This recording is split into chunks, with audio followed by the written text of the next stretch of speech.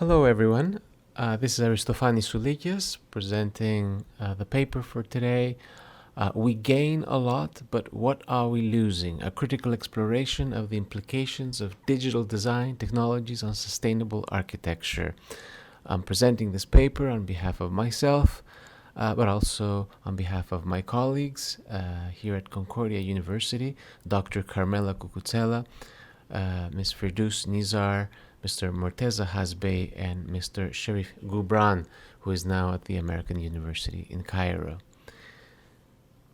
So the paper attempts a critique on technology in architectural design and proposes an alternative involving hybrid ways of combining computers with more traditional ways of making.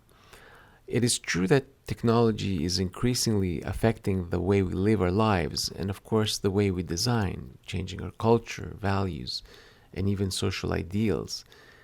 And within this very rapid transition, the architects have found themselves assuming the role of technicians. Technicians of sophisticated technology, mind you, technology that is able to measure quantities, and this is very true in the case of sustainability, where we're talking about efficiency, we're talking about performance. And these are aspects in which technology can be seen as something very vital.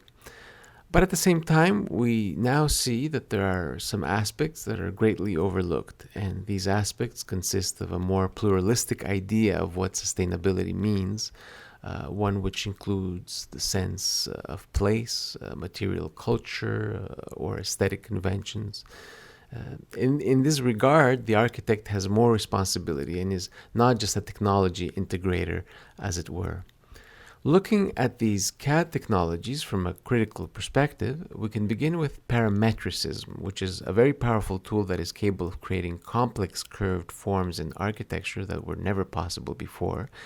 And this new tool has certain effects on both the architectural forms, but also on the design process itself.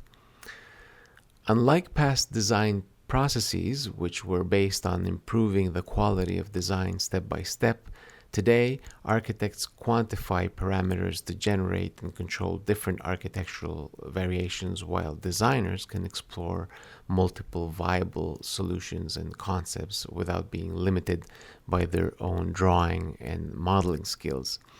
This yields innumerable design alternatives that can be generated in parallel, which in turn allow for new modes of thinking and contribute to the explorative process. There is a question, however, whether creativity has become the casualty of the lack of time for ambiguity and exploratory search previously enjoyed by designers during the design process, a process called by Donald Schoen reflection in action. Similarly, when one looks at the effects on architectural forms, one often sees examples of incoherency between the interior and the exterior of a building, a disregard for locality and cultural context, and often because a great deal of the design takes place through these automated mechanisms, there is a lack of meaning, and hence one can argue that these buildings cannot be culturally sustainable, and here are two typical examples. And if we look at education and the digitalization of the architecture school, we know that traditionally the pedagogy of the architectural design studio relied on hands-on and experiential learning techniques that equipped students to reflect critically, brainstorm, and interact with their peers, which of course fostered their development. As CAD technology has become essential, there is still skepticism around how the analog way of working can be reconciled with the new technologies. So there's a tension, which is also reflected in the curricula of design schools, but also on the interface of CAD tools themselves. Architect and architectural theorist Juhani Pallasmaa examines the entire creative process of the architect through the interaction between body and mind, and underlines the importance of conceiving architecture and even fabricating objects by engaging all of the senses away from the computer screen.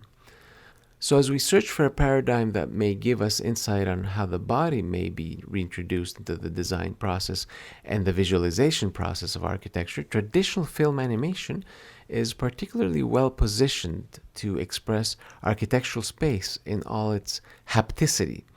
Film animators study and manipulate each film frame individually. This arrest of time allows them for a greater involvement of their bodies onto each frame.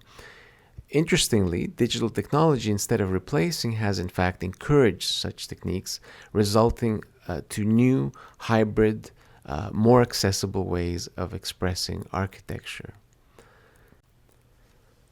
Last Dance on the Main, my 2014 animated documentary about the demolition of a row of historic buildings in Montreal's former red light district, is a characteristic example. All the scenes and movements in the film were manually fabricated, yet captured by a digital camera and assembled into a film with a stop motion software.